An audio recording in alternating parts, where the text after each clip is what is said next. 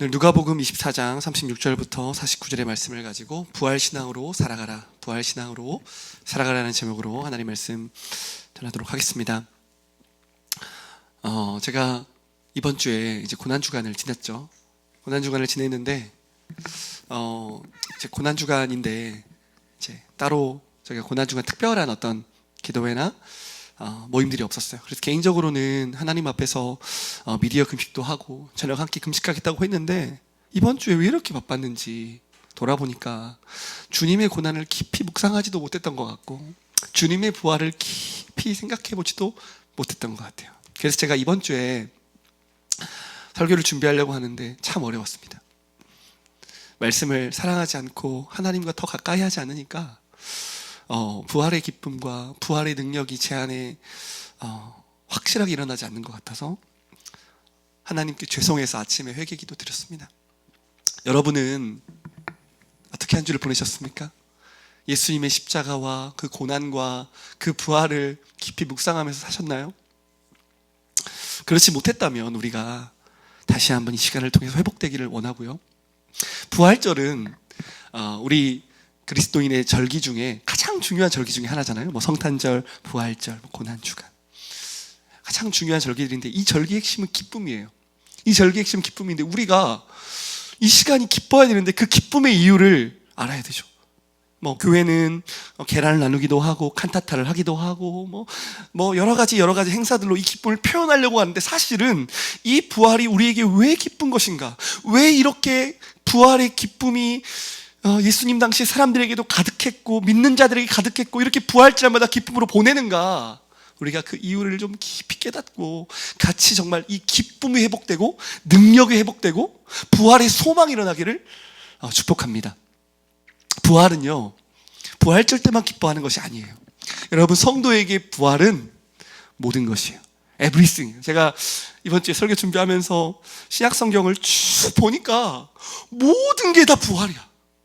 내가 예를 들면 우리가 하나님 앞에서 죄를 억제하고 죄를 짓지 않고 거룩한 삶을 살아가고 성도가 서로 사랑하며 그 모든 삶의 모든 초점도 부활이에요. 숨을 쉬고 살아가는 모든 게 부활이야. 부활이 없으면 성도는 아무것도 아니에요. 부활이 없으면 우리가 사는 이유가 없어요.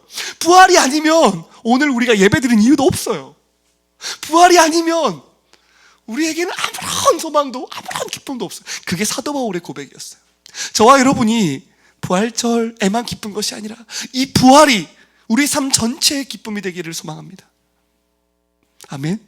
부활이 우리 인생의 이유가 되고 부활이 우리 인생의 초점이 되고 부활이 우리 인생의 능력이 되어야 해요. 그게 성도의 삶이에요. 자, 오늘 말씀은 예수님께서 부활하신 이후에 무덤에서 부활하셨죠. 그리고 무덤에게 찾아왔던 여인들에게 찾아오셨어요. 그리고 예수님 어떻게 하십니까? 그 여인들에게 부활을 제자들에게 알리라고 하시고 제자들을 찾아가시며 만나십니다. 그리고 제자들이 이제 함께 모였을 때 예수님께서 오늘 11제자에게 나타나셔서 말씀을 하시는데 세 가지예요. 오늘 성찬식이 있어서 우리가 말씀을 아주 깊이는 보지 못하겠지만 이 세 가지 말씀 붙잡고 왜 부활이 능력인가? 부활 신앙으로 살아간다는 건 무엇인가를 같이 한번 보도록 하겠습니다. 우리 36절 말씀 같이 한 목소리로 읽겠습니다. 시작. 이 말을 할 때에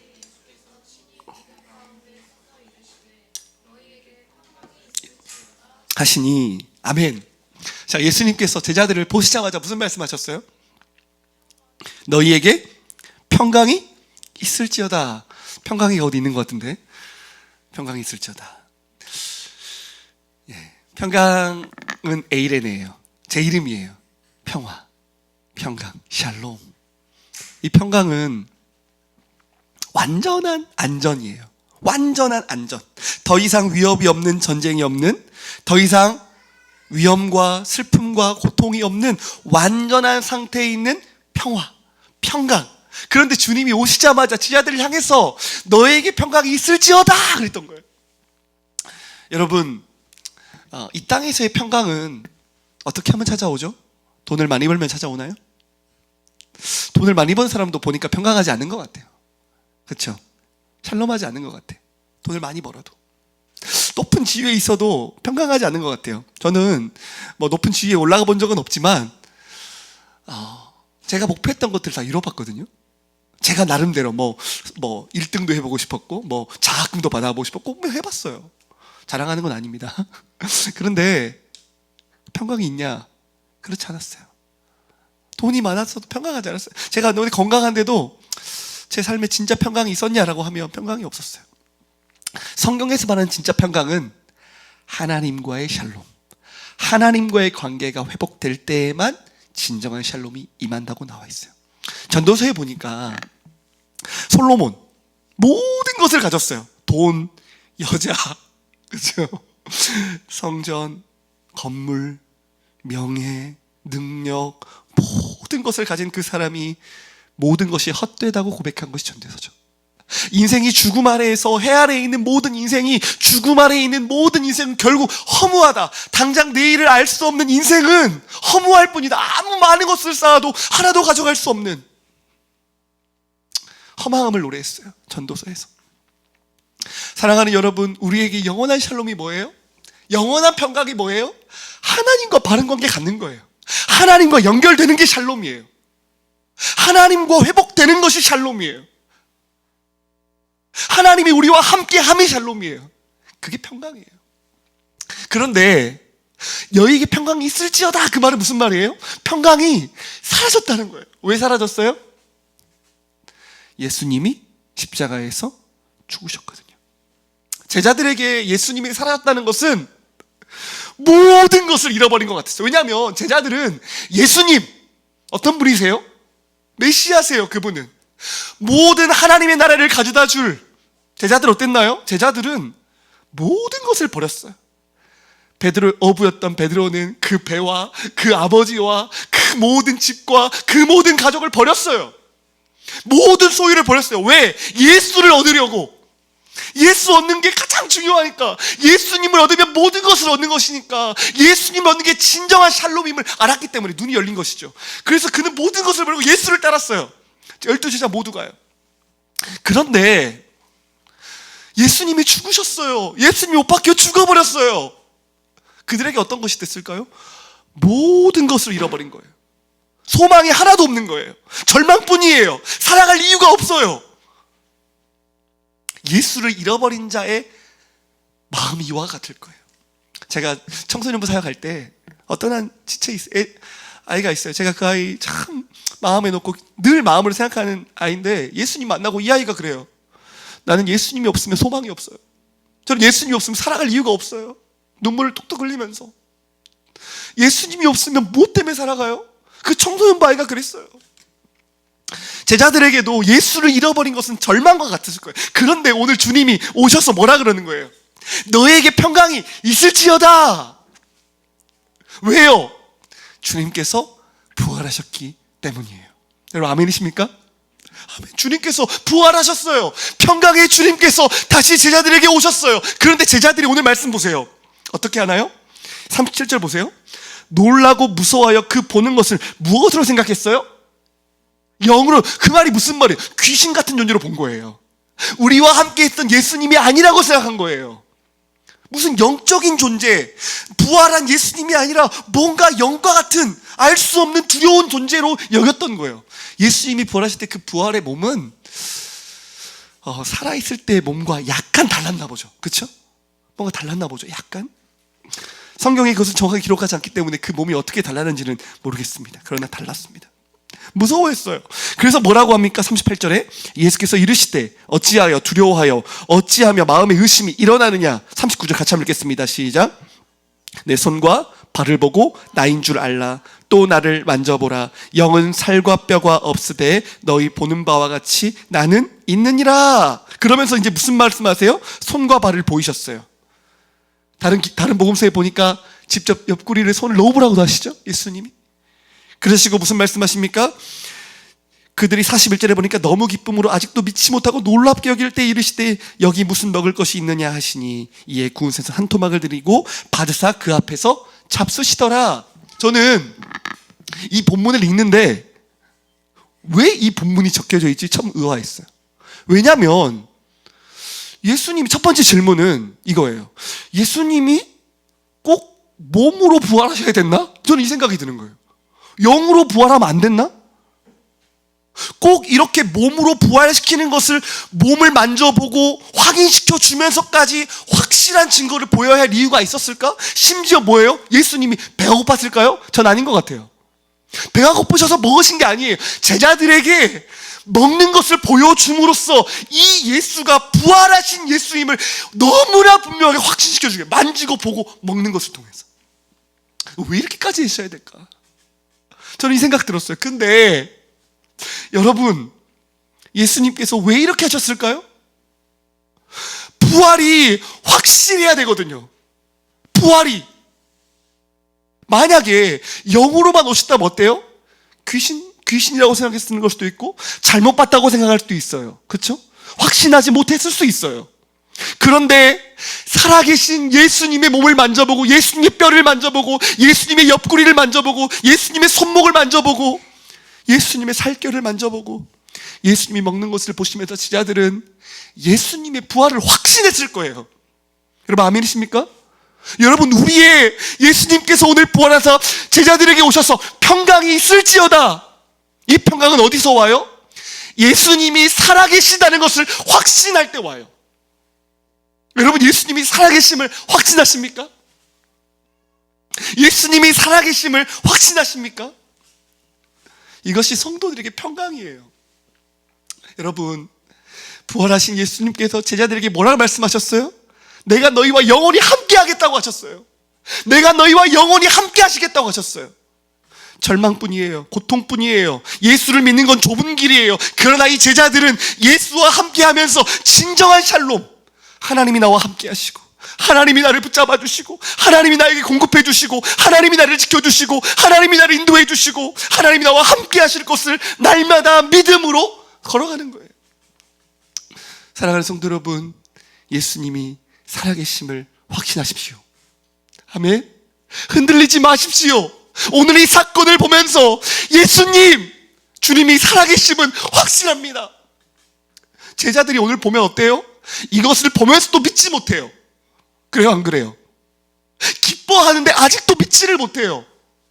예수님이 부활하실 것을 말씀하셨음에도 불구하고 제자들 어땠어요? 여러분, 제자들 어땠어요? 기억하지 못해요. 3번이나 십자가를 지실 것을 말씀하시면서 내가 3일 후에 부활할 것을 말씀하셨어요. 그러나 제자들은 이 말씀을 기억하지도 못했어요. 무덤에 온 여인들도 예수님께서 살아나신다고 한 것을 기억하지 못했어요. 확신하지 못했어요. 여러분, 이것이 실존의 문제예요. 저와 여러분이 부활을 안다고 생각하지만 여전히 부활을 더디 믿는 연약함이 우리 안에 있어요. 여전히 부활을 확신하지 않아요. 예수의 부활을 확신하지 않아요. 기뻐하지 않아요. 여러분, 확신한다면 어때요? 기뻐해요. 확신하는 자는 기뻐하고 신뢰해요. 그러나 제자들은 어땠어요? 믿지 않았어요. 더디 믿었어요, 마음에. 오늘 저와 여러분의 마음을 점검하셔야 돼요. 주님, 내가 오늘 예수 그리스도의 부활을 확신하지 않는다면, 내 마음에 더디 믿고 의심하고 있다면, 두려워하고 마음에 의심이 일어나고 있다면, 오늘 이 말씀을 통해서 부활하신 예수님을 확신하게 하여 주십시오. 먹고 마시고 함께 하시고 부활의 몸으로 지금 제자들과 함께 하신 주님을 믿게 하여 주십시오. 더디 믿는 나를 용서하여 주십시오. 내게 믿음을 더하여 주십시오. 이것이 성도의 고백이 되어야 돼요. 여러분, 성도가 부활을 믿지 못하면 어떻게 될까요? 이 땅이 전부인 것처럼 살게 돼요. 여러분, 우리가 부활을 믿지 못하면 어떨까요? 이 땅 내 목숨을 위해서 매인자가 돼요. 예수님께서 십자가를 지신 이유가 뭐예요, 여러분?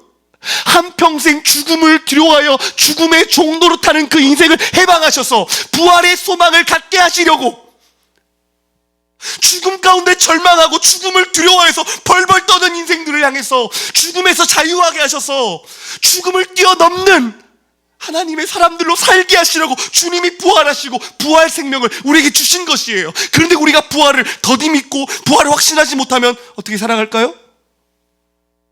죽음의 종노릇하며 살아가게 돼요. 참 신자답게 살지 못해요. 아까 성도의 고백을 못해요. 아까 우리 찬양했죠. 사랑의 주 갈 길 인도하니 내 모든 기쁨 늘 충만하네. 여러분, 이렇게 되는 거예요. 성도는 주님이 오늘도 부활하셔서 부활 생명으로 우리와 함께 하심을 믿는 자들, 오늘도 예배 자리 가운데 누가 함께 하십니까? 우리 주님이 함께 하세요. 주님 없지 않나요? 우리 주님 어디 계세요? 우리 주님 어디 계세요? 부활하시고 하나님의 보좌 우편에 앉아 계세요. 보좌 우편에 앉아 계셔서 지금도 우리를 위해 기도하시며 성령으로 저와 여러분과 함께 하십니다. 아멘. 오늘도 저와 여러분을 인도하십니다. 저와 여러분의 마음 가운데 말씀하시는 분이에요. 오늘도 저와 여러분을 깨우치는 분이세요.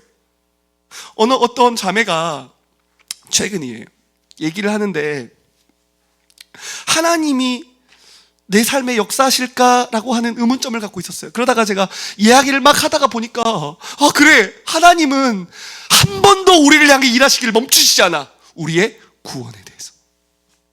여러분 믿으십니까? 여러분, 제가 우리 아이를 키우면서 제가 보니까 우리 아이에게 가장 중요한 모든 것들을 위해서 정말 모든 초점이 기울여져 있고 모든 헌신과 물질과 모든 걸 다 쓰더라고요, 제가. 근데 그 점은 하나예요. 우리 아이가 믿음의 자녀로 크는 것, 우리 아이가 하나님의 사람으로 크는 것, 그 초점이에요. 그러면 우리 주님께서 저와 여러분의 구원, 저와 여러분의 영원한 생명을 위하여서 지금도 쉬지 않고 일하시고 계신다는 거예요. 내 눈에 보이지 않지만 사람들을 만나는 것, 우리의 걸음을 인도하는 것, 우리의 마음을 변화시키시는 그 모든 하나하나 세세하게 주님은 오늘도 살아 역사하셔서 저와 여러분을 구원의 그날까지 인도하심을 믿으십니까? 여러분 믿으십니까? 죽음의 권세가 우리를 넘어뜨리지 못할 걸 믿으십니까? 로마서 8장에 사망이나 죽음이나 권세자들이나 모든 것들이 우리 주님의 사랑에서 우리를 끊을 수 없다는 걸 믿으십니까? 여러분, 그것이 믿음이에요. 그런데 우리 마음에 여전히 더디 믿고 의심하게 하고 믿음을 잃어버린 자들이 있단 말이에요. 평강을 누리지 못하는 자들이 있단 말이에요. 주님 오늘 말씀하십니다. 너희에게 평강이 있을지어다. 평강을 잃어버린 인생들아, 너희에게 평강이 있을지어다. 주님이 함께 하세요. 이스라엘 전쟁에서는 무기의 많고 적음이 승패에 영향을 주지 않습니다. 이스라엘 전쟁의 핵심은 뭐냐면 주님이 함께 하시면 승리하는 거예요. 오늘도 주님이 우리와 함께 하십니다. 아멘. 예수님께서 평안하라고 하실 때는 또 다른 의미가 있습니다. 우리 이 의미를 같이 한번 보도록 하겠습니다. 고린도전서 15장 20절입니다. 고린도전서 제가 말씀 PPT 하겠습니다. 15장 20절 같이 한번 읽겠습니다. 시작.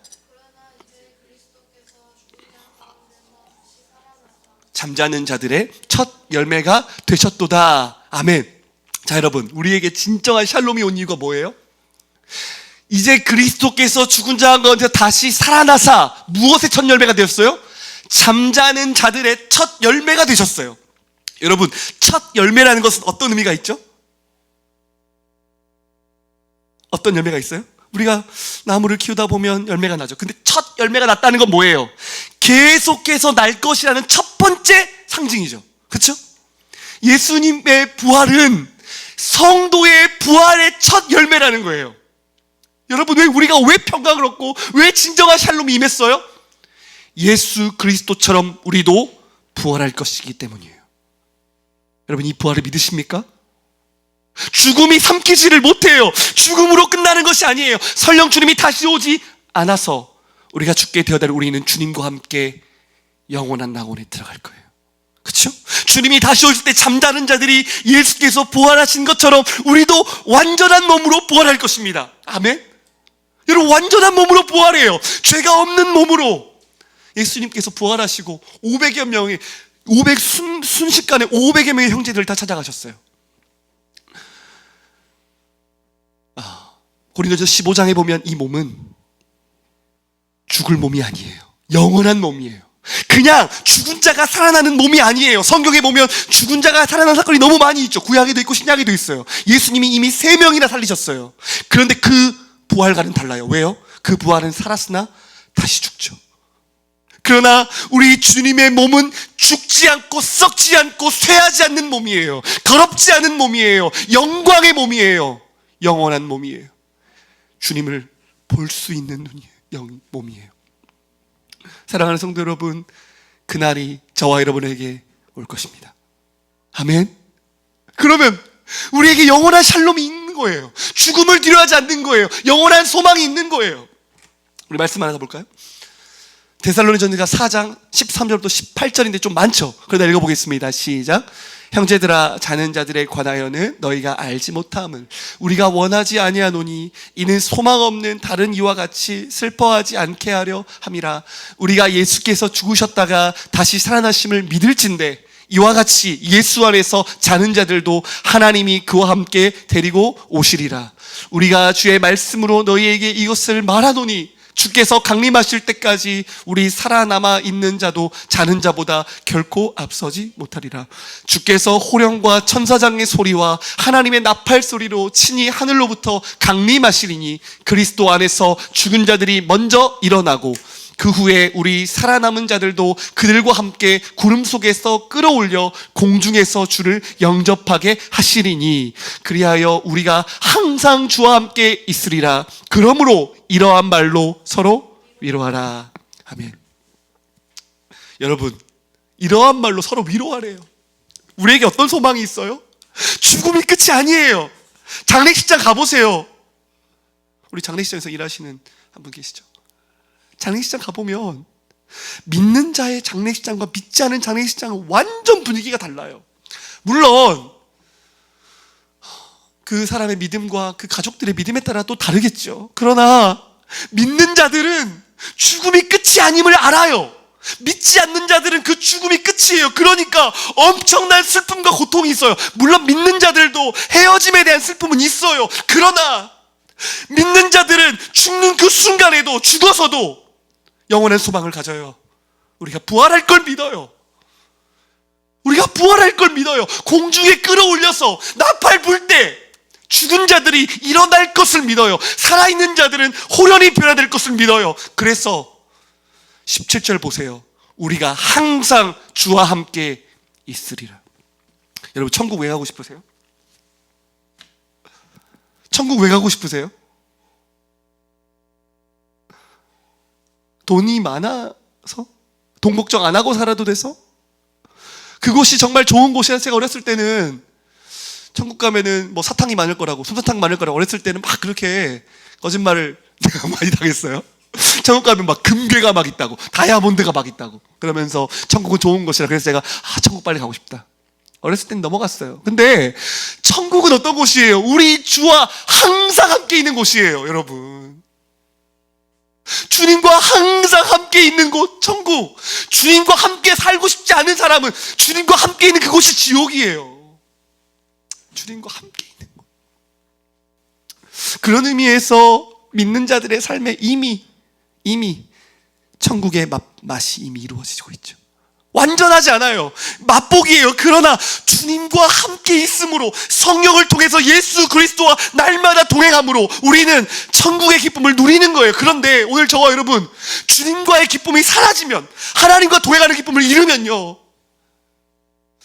그거만큼 불쌍한 게 없는 것 같아요. 여러분, 이번 주 살아가면서 무엇이 기쁘셨어요? 이번 주 살아가면서 무엇을 잃는 걸 가장 두려워하셨어요? 저는 주님을 잃는 게 가장 두려운 것 같아요. 주님과 함께하는 기쁨. 그래서 우리는 더 사모해요. 무엇을요? 이 땅에서 죄가 있고 마귀의 공격이 있고 한계가 있잖아요. 그러니까 영원히 주와 함께 눈과 눈을 들어 수건으로 가린 것 같은 것이 아니라 완전하게 주를 볼 그날, 사랑하는 사람과 함께 있는 것처럼 우리 주님을 마주하고 우리 주님을 목도하고 우리 주님의 영광을 예배할 그날, 성도가 바라봐야 될 진짜 소망이 뭐예요? 이 소망이라는 거예요. 그런데 데살로니가 전서에는 뭐라고 말하고 있어요? 여러분, 우리에게 이 소망이 있다는 거예요. 죽음이 끝이 아니라는 거예요. 예수께서 부활하신 것처럼 우리도 부활의 몸을 입어 주와 함께 영원히 있을 것입니다. 아멘. 이러한 말로 성도가 뭘 위로해야 돼요? 우리가 돈 얼마 벌었다, 뭐 잘됐다, 뭐 어떻게 됐다, 이게 아니라 하늘 소망으로 서로 위로하고, 세상이 줄 수 없는 하나님의 함께 하심으로 서로 위로하고, 그 에이렌의 그 샬롬이 우리를 지배하는 것, 이게 성도의 삶이라는 거예요. 이 말씀은 너무 길어요. 근데 한번 여기 8절까지만 읽어보죠. 8절과 고린도후서 4장 8절과 9절입니다. 10절까지 읽겠습니다. 시작. 우리가 사방으로 당하여도 낙심하지 아니하며, 박해를 받아도 버림받지 아니하며, 거꾸로 뜨림을 당하여도 망하지 아니하고, 우리가 항상 예수의 죽음을 몸에 짊어짐은 예수의 생명이 또한 우리 몸에 나타나게 하려 함이라. 아멘. 이 말씀은 사도 바울의 고백이에요. 사도 바울이 뭐라고 했냐면, 어두운데 빛이 빛이라 말씀하신 그 하나님께서, 예수 그리스도의 얼굴에 있는 하나님의 영광의 빛을 우리 마음에 비추셨다. 빛을 비춰서 죽어있는 우리의 마음을 치료하시고 다시 살아나게 하신 거예요. 부활 생명이 우리 안에 비춰진 거예요. 그래서 뭐라고 하냐, 우리가 이 보배를 질그릇에 가졌으니 이는 심히 큰 능력은 하나님께 있고 우리에게 있지 아니함을 알게 하려 함이라. 우리 같은 보배에 무엇이 왔어요? 우리 같은 질그릇에 예수 그리스도의 생명이 들어왔어요. 성령이 우리 안에 들어오셨어요. 그래서 우리는 우리 안에 능력이 있는 것이 아니라 하나님께 능력이 있음을 믿으며 산다는 거예요. 그러면서 8절에 뭐라고 말해요? 그것을 믿으며 사는 사람들은 사방으로 우겨싸움을 당해도 쌓이지 않은 것처럼 산다는 거예요. 답답한 일을 당해도 낙심 안 한다는 거예요. 박해를 받아도 버린 바가 아니래요. 거꾸로 뜨림을 당하여도 망한 게 아니래요. 성도의 노래예요. 아까 우리 고백했죠? 우리는 무명하나 유명한 자요. 죽음의 위기 속에서 참 생명 가졌고, 근심하나 기뻐하고, 가난하나 다른 일을 부욕해요. 이러한 삶이 어떻게 가능하냐는 거예요. 어떻게? 예수의 생명이 우리 안에 들어왔어요. 성령이 우리 안에 들어오셨어요. 부활의 생명이 우리 안에 있어요, 여러분. 그러니까 사방으로 우겨쌈을 당하여도 하나님이 나를 지키실 걸 믿고, 죽음을 두려워하지 않고, 절망에도 일어나고 낙심에도 또 일어나고 하나님 바라보며 일어나는 거예요.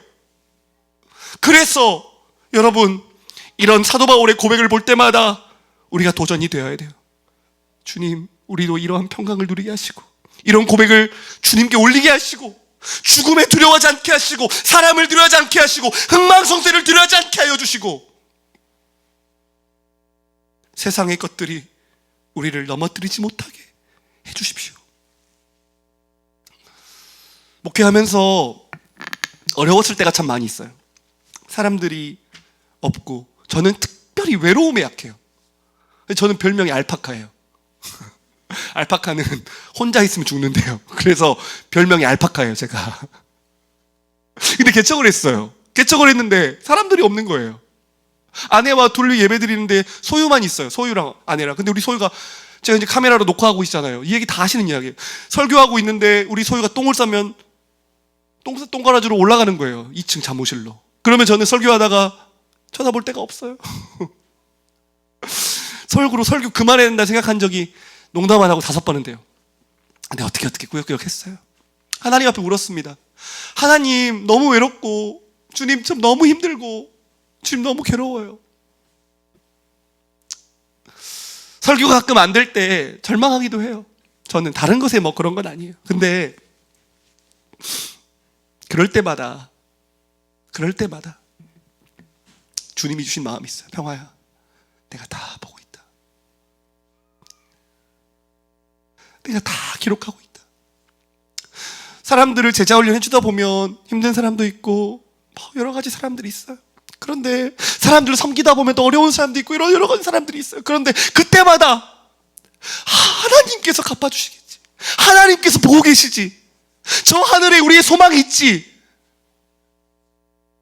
하나님을 향한 부활의 소망 때문에 어려움 가운데 또 일어날 힘이 생기고, 어려움 가운데 다시 한번 힘을 갖게 되고, 어려움 가운데 다시 한번 주님을 찬송할 힘이 솟아나온단 말이에요. 수십 번, 수백 번 넘어져도 다시 일어날 힘이 어디서 나와요? 부활의 소망에 있는 거예요, 우리가.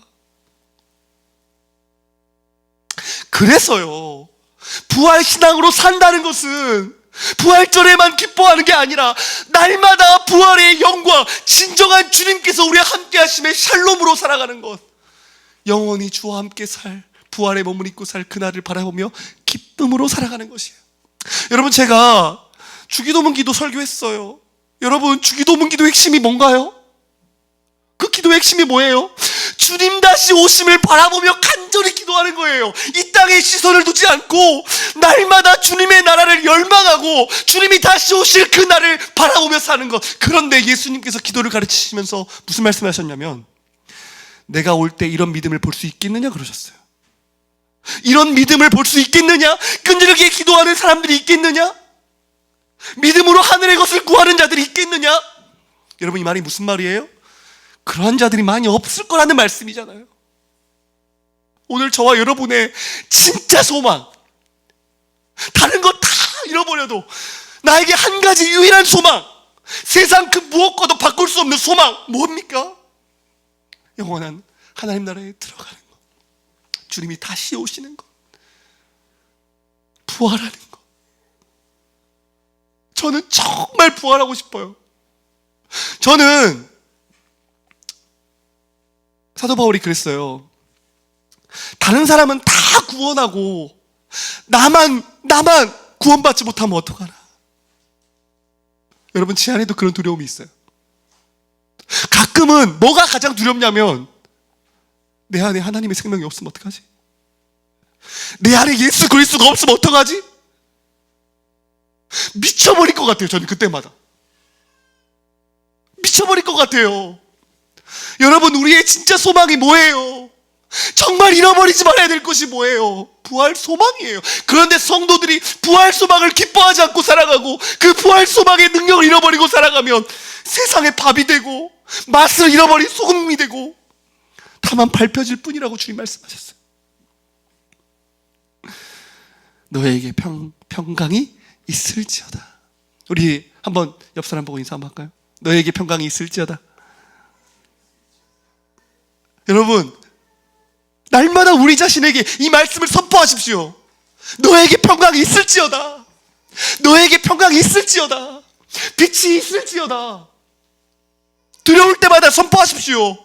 너에게 평강이 있을지어다. 주님이 우리와 영원히 함께 하신다.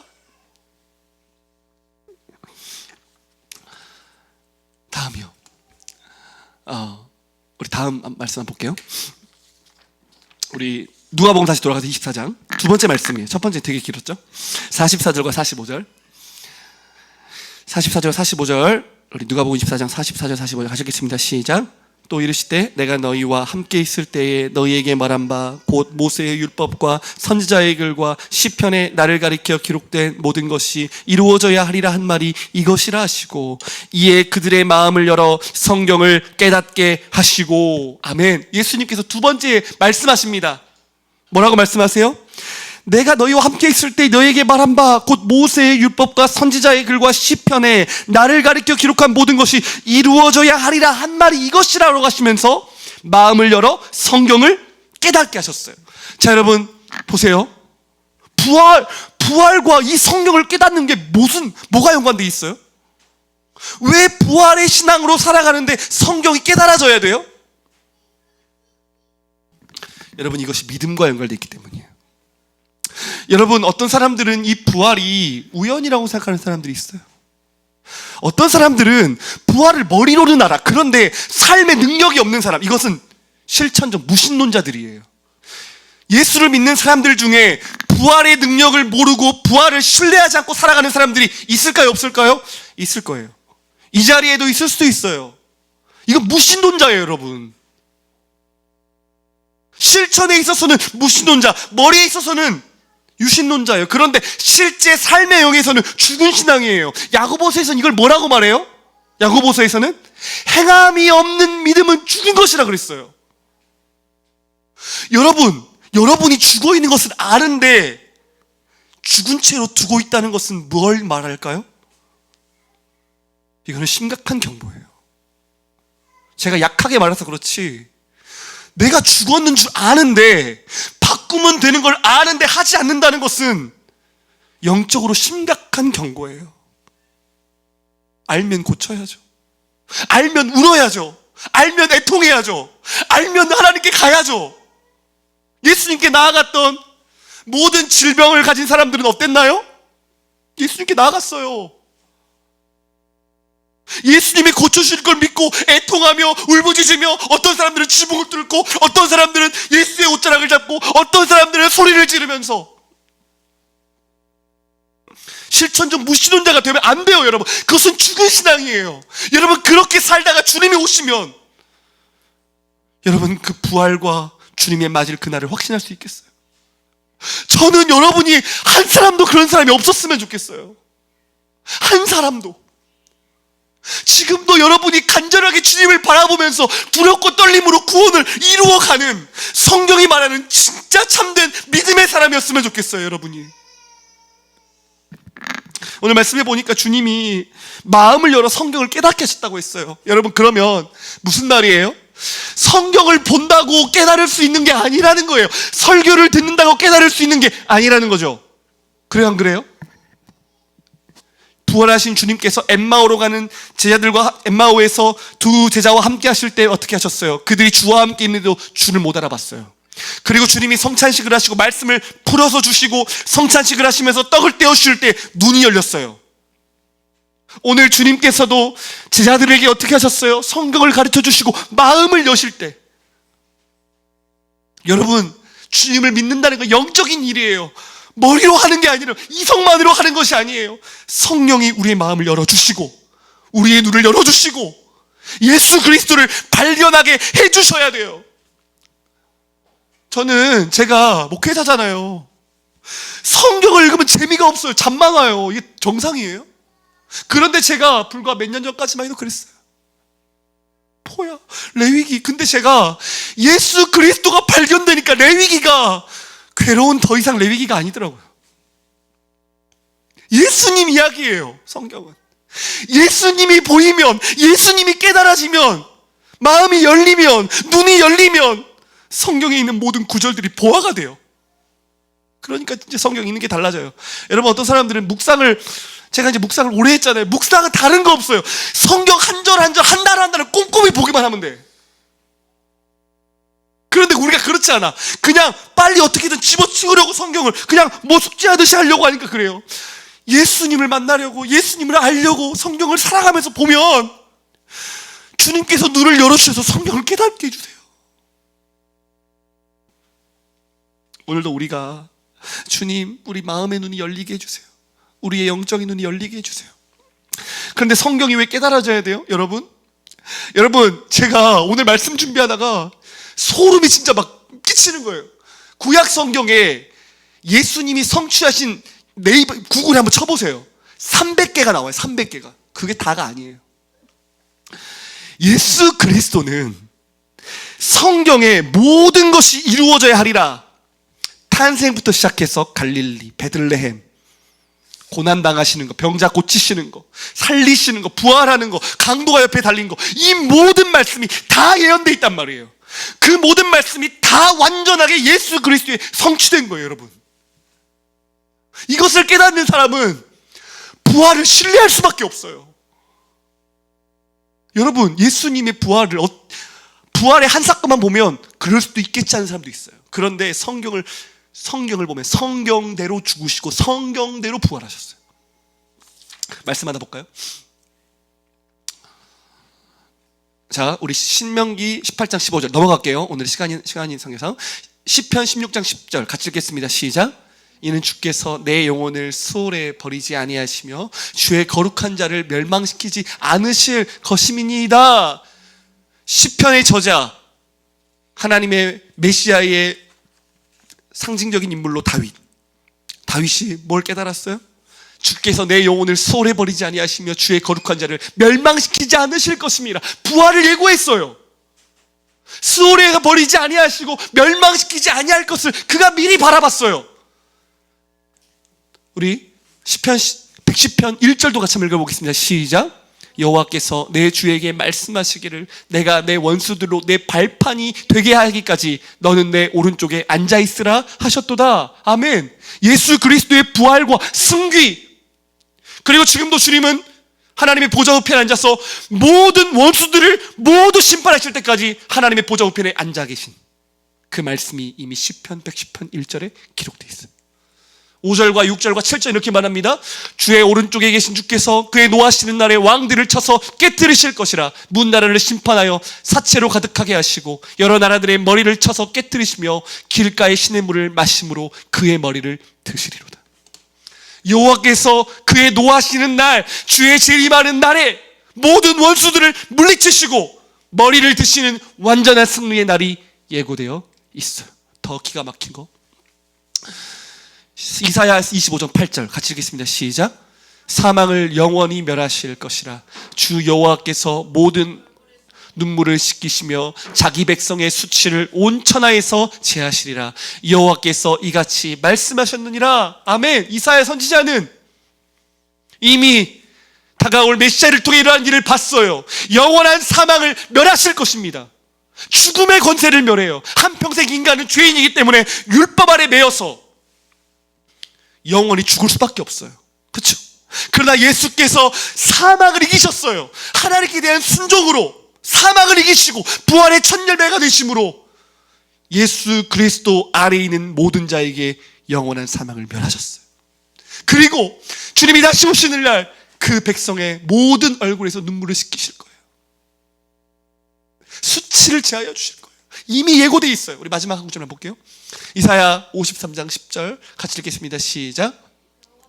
그에게 상함을 받게 하시기를 원하사 질고를 당하게 하셨은즉 그의 영혼을 속건제물로 드리기에 이르면 그가 시를 보게 되며 그의 날은 길 것이요 또 그의 손으로 여호와께서 기뻐하시는 뜻을 성취하리로다. 아멘. 여호와께서 그에게 상함을 받기를 원하셨어요. 십자가예요. 질고를 당하게 하셨어요. 아버지께서 그렇게 하신 거예요. 그런데 그의 영혼을 속건제물로 드리기에 이르면 그가 시를 보게 될 것이에요. 그의 날은 길 거예요. 부활을 이야기하는 거예요. 또 그의 손으로 여호와께서 기뻐하신 뜻을 성취할 거예요. 백성을 구원하는 일을 이루실 거예요. 이 11절과 12절을 집에 가서 보세요. 그런데 이 11절과 12절에 보면은 예수님의 십자가와 부활에 대한 말씀이 다 담겨 있어요. 많은 사람들을 의롭게 할 것이 나타나 있어요. 그들의 죄악을 친히 담당할 것을 말씀하셨어요. 뒤에 보시면 범죄자 중 하나로 헤아림을 받을 것이라고 말하고 있어요. 예수님이 두 강도와 함께 못 박혔죠. 그 모두한 것들이 예수님의 모세오경과 시편과 선지서에 기록되어 있어요. 300개가 넘어요. 모든 말씀이 다 성취되었어요. 마태복음에 보면 마태는 예수 그리스도가 구약의 약속된 메시아로 올 것이라는 것을 말씀하면서 구약의 말씀들을 계속 인용하면서 우리가 기다린 참된 메시아임을 그가 고백했어요. 사랑하는 여러분, 부활에서 이게 왜 중요한 줄 아세요? 확신과 믿음이 중요하기 때문에. 예수 그리스도 그분은 하나님의 아들이시며 이 땅에 오신 메시아이시며 구약의 모든 말씀을 성취하시는 2000년의 기간 동안 예언되어 있는 모든 말씀을 성취하시는 진정한 메시아이심을 저와 여러분이 신뢰하기를 원하셨기 때문에 하나님은 제자들에게 이 말씀을 가르쳐 주신 거예요. 그래서 저와 여러분이 무엇을 깨달아야 돼요? 성경 말씀을 깨달아야 돼요. 말씀을 깨달아가는 것이 우리에게 믿음으로 사는 유일한 길이에요. 사랑하는 성도 여러분, 말씀을 깨달으십시오. 말씀을 사랑하십시오. 부활신앙으로 살아간다는 것은 말씀을 성취하신 그 말씀을 믿으며 사는 것이에요. 말씀에 흔들리지 마시고 말씀을 신뢰하시고 믿음으로 살아가는 저 여러분 되기를 주님의 이름으로 축복합니다. 우리 마지막으로 45절 49절까지인데 47절과 48절 같이 한번 읽겠습니다. 시작. 또 그의 이름으로 죄사함을 받게 하는 회개가 예루살렘에서 시작하여 모든 족속에게 전파될 것이 기록되었으니 너희는 이 모든 일의 증인이라. 지난주에 한 자매님이 많이 등장하네요. 교제하는데 언제 부활절 설교를 들었대요. 그래서 부활의 가장 확실한 증거가 변화된 사람들의 이야기래요. 그렇죠? 여러분, 부활을 어떻게 보여줄 수 있어요? 부활은 보여줄 방법이 없어요. 그런데 부활이 나타난 가장 확실한 증거가 뭐냐? 사람들이 예수 그리스도의 부활의 증인이 된 거예요. 이걸 어떻게 숨겨요? 이걸 어떻게 가릴 거예요? 여러분, 로마가 국교화가 됐어요. 그 이유가 뭐예요? 기독교는 아주 작은 변방의 아주 작은 종교에 불과했어요. 이단이라고 불렸던 종교예요. 그런데 그 기독교가 로마의 황제가 믿게 되고 로마의 사람들이 그 예수 그리스도를 믿게 되고 국교화가 되는 일은 어떻게 이루어졌을까요? 부활의 증인들을 통해서 이루어졌다는 거예요. 예수님의 말씀에 눈이 열리고 마음의 눈이 열리고 깨달아지고 주님의 몸을 만져본 부활의 소망을 확실히 가진 사람들. 그리고 49절 보세요. 49절 같이 한번 읽겠습니다. 시작. 볼지어다 내가 내 아버지께서 약속하신 것을 너희에게 보내리니 너희는 위로부터 능력으로 입혀질 때까지 하시니라. 아멘. 여러분, 부활의 증인이 되게 하시면서 주님이 무엇을 보내십니까? 승천하시고 하늘 우편에 앉으셨을 때 성령을 보내셨어요. 성령이 임하셔서 제자들이 간절히 성령 받기를 사모하면서 마가의 다락방에서 불의 혀처럼 갈라지는 성령의 임재를 경험했어요. 그리고 어떻게 됐어요? 그 제자들이 완전히 뒤집어졌어요. 예수의 생명으로 일어났어요. 죽음을 두려워하지 않는 부활의 사람들이 되었어요. 예수의 권능을 아는 자들이 되었어요. 이 일의 증인이 되었어요. 사랑하는 여러분, 저 여러분 오늘 하루하루 왜 살아가십니까? 부활을 경험한 사람들은 예수의 증인으로 살아요. 성령의 능력으로 살아요. 이게 세상 사람과 참 그리스도인의 결정적인 차이예요. 세상 사람은 왜 살아가요? 먹고 마시고 시집가고 장가가고 잘 살려고 살아요. 그러나 우리는 왜 살아요? 증인으로 살아요. 지상 대명령을 가지고 살아요. 땅끝까지 이르러 예수 그리스도의 증인이 되고 이 예수 그리스도의 생명을 전하는 자가 되고 만물을 충만케 하신 이의 충만, 참된 교회됨을 이루기 위해 살아요. 살아가는 이유가 달라져요. 왜 돈을 벌고 왜 가정을 이루고 왜 자녀를 키워요? 세상 사람들은 행복하기 위해 살아요. 세상 사람들은 잘 먹고 잘 살기 위해 살아가요. 그리스도인들은 달라요. 예수 그리스도를 전파하려고, 부활을 전하려고, 그들이 죄사함의 회개를 얻어서 예수께로 돌아오게 하려고, 하나님이 기뻐하시려고, 다가올 부활의 완전한 소망을 믿기 때문에 예수 그리스도의 보냄받은 자로 살아가요. 부활을 살아가는 자는, 부활의 신앙으로 살아가는 자는 이 세상 사람들과 다르게 살아갑니다. 제자로 살아가요. 성령으로 살아가요. 성령의 능력으로 살아가요. 그래서 우리는 성령의 능력을 간절히 사모해야 돼요. 모든 설교의 결론은 성령의 능력이에요. 말씀을 맺겠습니다. 여러분, 오늘 제가 부활의 말씀을 전했어요. 부활은 부활절이니까 기뻐해야지가 아니에요. 부활은 우리에게 영원한 기쁨이에요. 감출 수 없는 기쁨이에요. 오늘 제자들 보세요. 52절과 53절 보세요. 그들이 그에게 경배하고 큰 기쁨으로 예루살렘에 돌아가 늘 성전에서 하나님을 찬송하니라. 부활의 주님을 만난 사람들은 기쁨이 넘칩니다. 부활의 주님을 만난 사람은 늘 성전에서 하나님을 찬송해요. 오늘 저와 여러분의 신앙이 진짜 부활 신앙이 되기를 축복합니다. 그리스도의 평강이 우리의 삶을 지배하고 그리스도의 주시는 평강, 주님이 함께 하시는 은혜, 주님이 첫 열매가 부활의 첫 열매가 되심으로 우리에게 부활의 소망이 있기에 날마다 평강 가운데 살아가는 성도들, 예수님의 증인으로 살아가는 성도들, 말씀을 깨닫고 확실한 믿음 가운데 사는 성도들, 그런 여러분, 저와 여러분 되기를 축복합니다. 우리 마지막으로 고린도전서 15장 58절 말씀 읽고 마치겠습니다. 읽겠습니다. 시작. 그러므로 내 사랑하는 형제들아, 견실하며 흔들리지 말고 항상 주의 일에 더욱 힘쓰는 자들이 되라. 이는 너희 수고가 주 안에서 헛되지 않는 줄 알미라. 아멘. 사랑하는 여러분, 견실하며 흔들리지 말고, 믿음에서 흔들리지 말고, 부활체에서 흔들리지 말고, 날마다 부활 신앙으로 살아가며 주의 일에 더욱 힘쓰는 값지고 귀한 저 여러분의 삶이 되기를 주님의 이름으로 축복합니다.